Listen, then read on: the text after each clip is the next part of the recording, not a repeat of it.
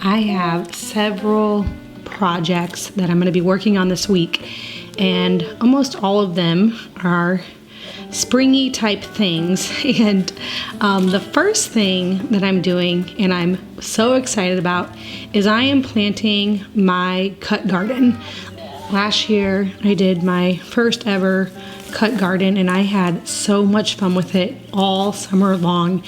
And I started off with just doing zinnias, and this year I'm going to plant a lot more variety of flowers. I talked to my sisters, all of them are experts at planting and growing flowers, and so last year they told me that you basically cannot mess up on zinnias, and so I sprinkled them in and they were right. I didn't do much work at all and they all popped up, and I had zinnias all year. But this year I am expanding and planting a lot more variety, like I said, just so I can make even more fun flower arrangements.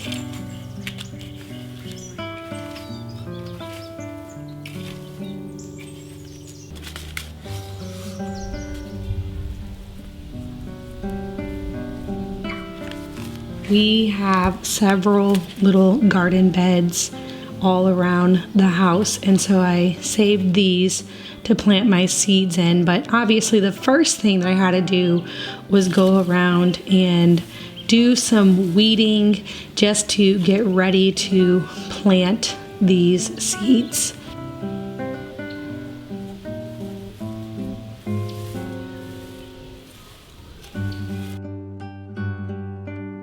I read that planting in dirt and then putting mulch over top of it is a really good way to regulate water control. So even if it rains a ton or if it's dry, it kind of holds in the moisture. And so I'm trying to do that. I'm trying to make this as hands-off as possible. Last year it worked so well, so I'm hoping that I have as good as luck as I did last year. The next project that I have on my list for this week is I am trying out a new soap recipe. I remember when I was a kid, I was at one of my friend's house who had a river house, and they had an outside shower for showering to get all the sand off and everything before you came in the house, and they had soap on a rope, and I've always wanted to make soap on a rope. And so today I'm experimenting with that, and I will say at the time of this voiceover, the recipe turned out so great. I love it. I love the way it looks, and it's just so fun to experiment with soap making. I have so many different soap recipes on my blog that I actually recently made an ebook with all of my different soap recipes in that. So I will link that below if you guys want that ebook. If you've ever been interested in making soap, I have things for first time beginners, and I have more advanced soap depending on what you're looking for, but I'll link that down for you guys below. And then as always, the full recipe is on my blog, ouroilyhouse.com, and I will also link it in the description box for you.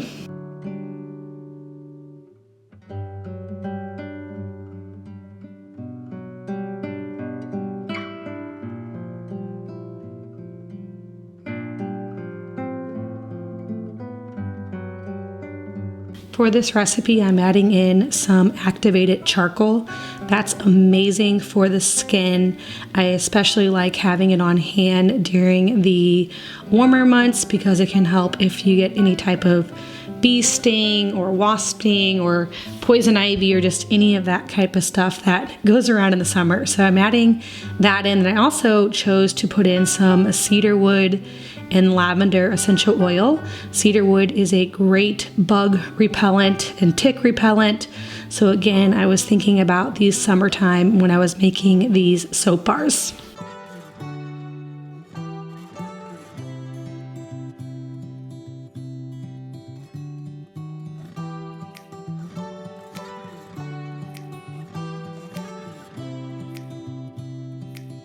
Making your own skincare and hair care is so much fun, and I have to say that one of my absolute favorite things to make is bar soap. It's so rewarding to see the finished product.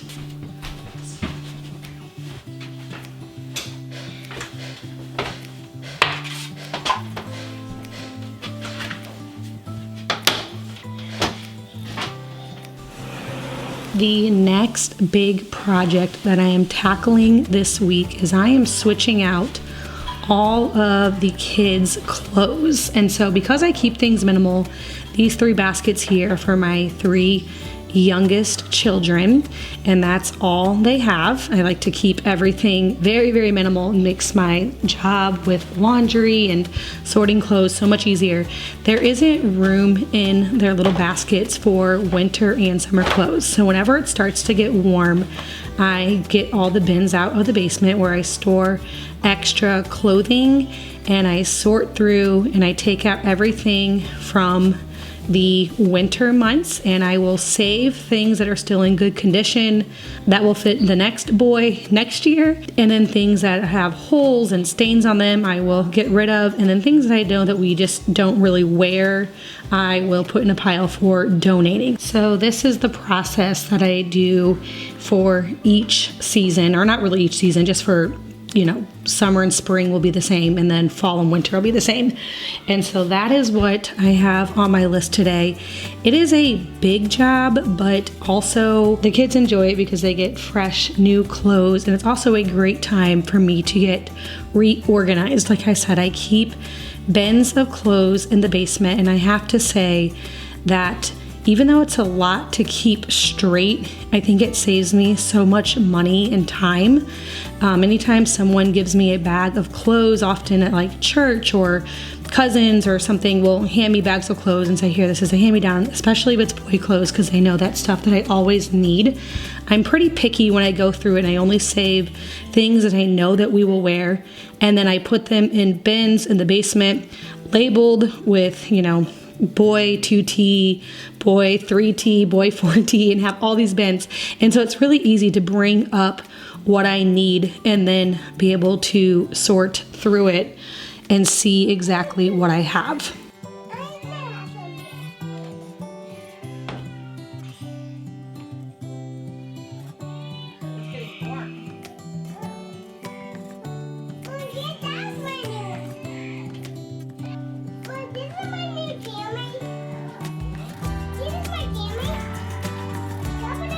When I'm going through clothes, I'll see things that the older boys wore, and now it's getting passed down to a younger boy, and it's like sad and cute at the same time. Like I'm like, oh man, I remember when, this child wore that, and they're so big now, but then it's so cute to be able to get pictures of another child in the same outfit, because we do pass down so many things. Now, obviously with this many boys, by the time it gets through several of them, it's not always in the best condition, but anytime it is, I will save it to pass down to the next child.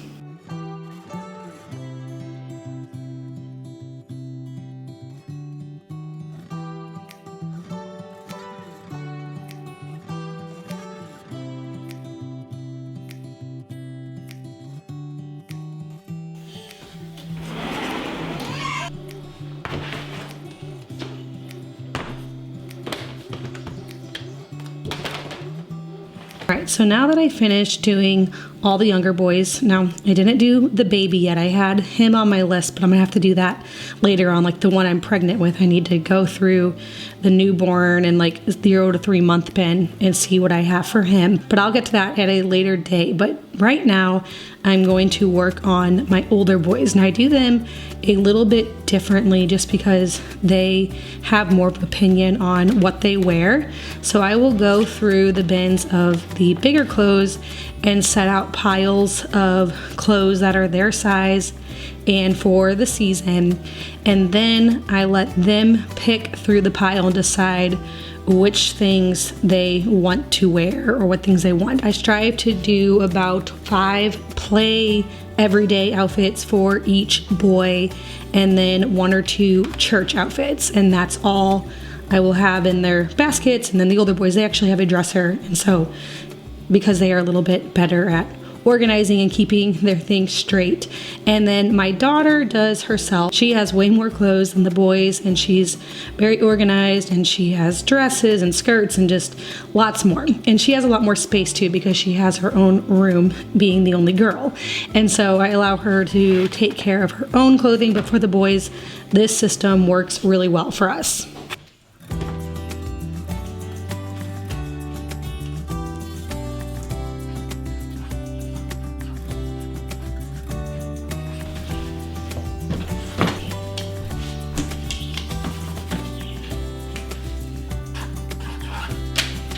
Once I was done with everything, I got everything that I was saving for different seasons back in the bins and labeled and put downstairs. And now I am sitting down to make a list. I have a few things that I need for each child, and I will take this list to a local thrift store and hopefully find everything I need there. And if not, then I will have to purchase things new. But typically I can find the few odds and ends of things that I need at the thrift store.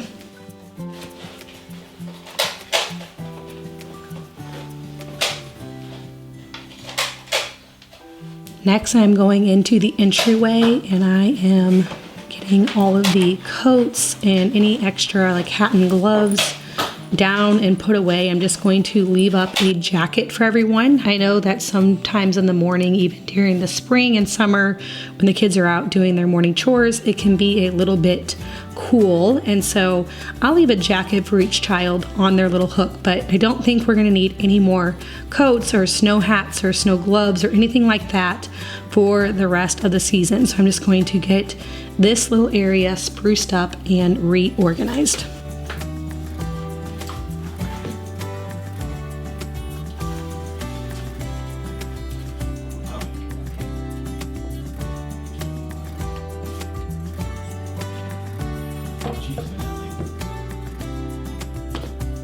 My soap has had enough time to harden in the mold, so I am taking that out and I'm going to cut them. They turned out so nice. I love the color that they are with that activated charcoal, and also they smell so nice with that lavender and cedar wood essential oil.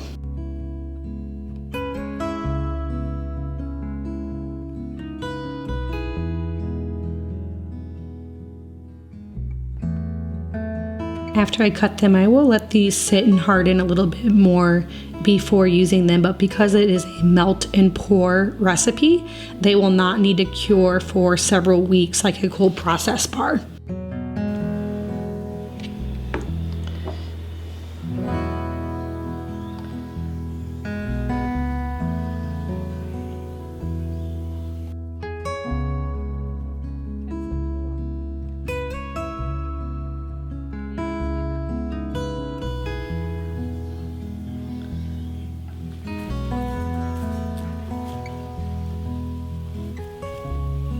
We have had a pretty rainy month so far, but there has been several days of no rain at this point, and because we have planted so many seeds, I'm being sure to water anytime it doesn't rain, just because I know until a seed comes up, they need to be watered. And then obviously all of the hanging baskets and window boxes need to be watered every day because they are undercover and won't receive any rainwater.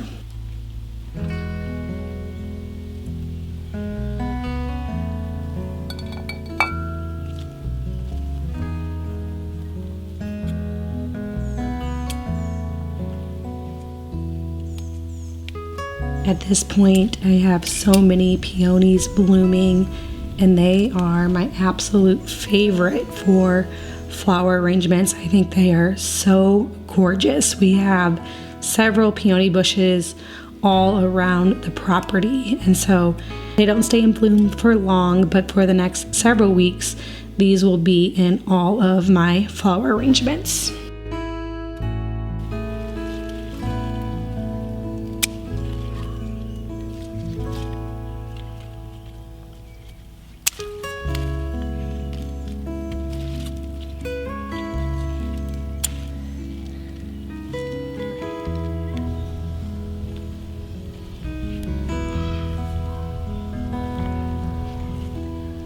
I love that all spring and summer that new blooms come up just constantly, and it's so fun to remake flower arrangements and find different combinations that I love. But I think peonies are just my favorite. Such a beautiful, beautiful flower.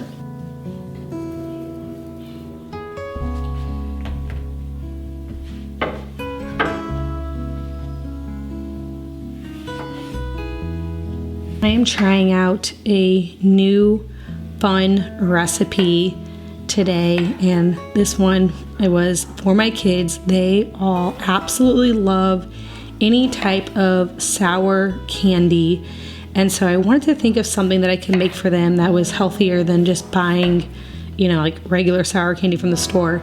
And I also love anything sour as well, and so I am making some sour candies with some citrus peels. I'm using grapefruit and lemons because that's what we had in our refrigerator. You could also do this with limes or oranges.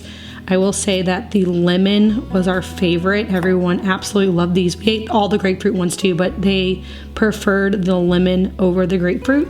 So I'm definitely going to be making these again with some lemons and oranges and trying out some new things. But it's a very simple recipe. I actually have it on our cooking blog, castironskilletcooking.com. So I'll link it for you guys down below. But basically you're making a simple syrup with some water and sugar and simmering the peels in that and then allowing them to dry out.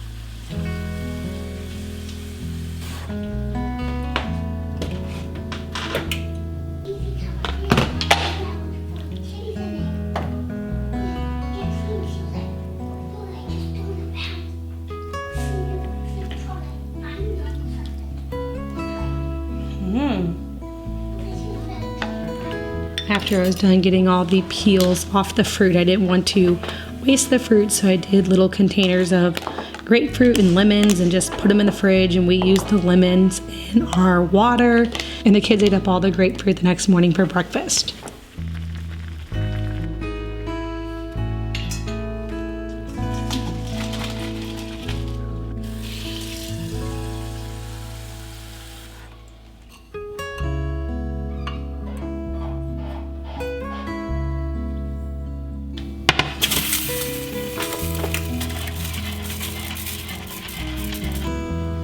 After the peels simmer in the sugar water, you can strain the peels out to make the candy and then save the water for a simple syrup to use in a different recipe. It'll last in the refrigerator for about a week if you decide to save the liquid.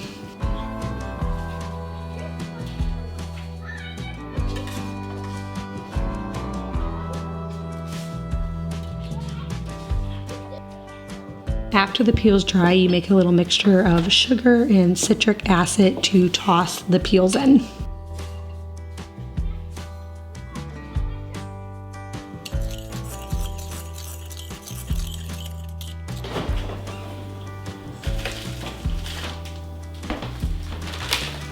Tonight for dinner, I'm making one of my family's favorite meals, steak French fry salad. And so for this, I start off by cooking up a couple of big sirloin steaks, and I just do that in my cast iron with a little bit of butter, add some salt and pepper to them, and some minced garlic, and just let them cook over medium-high heat while I get the other ingredients together for the salad.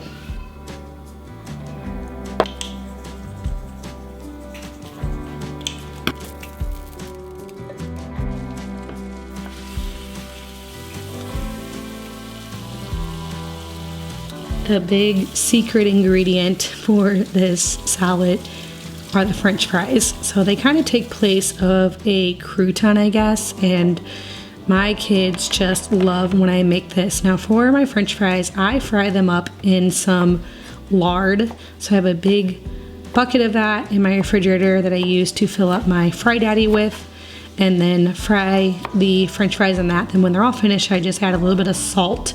And lard makes such a delicious, crispy homemade fry.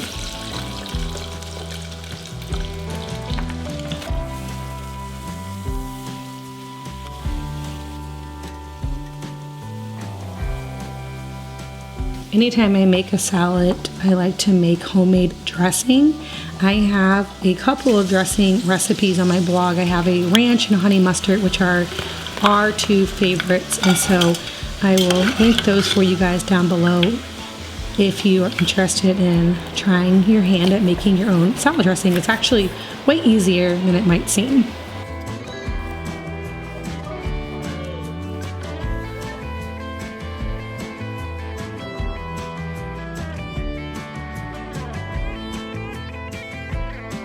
I hope you guys enjoyed this video and got some great springtime inspiration. If you're new here, please hit that subscribe button. I get out a new video every single week.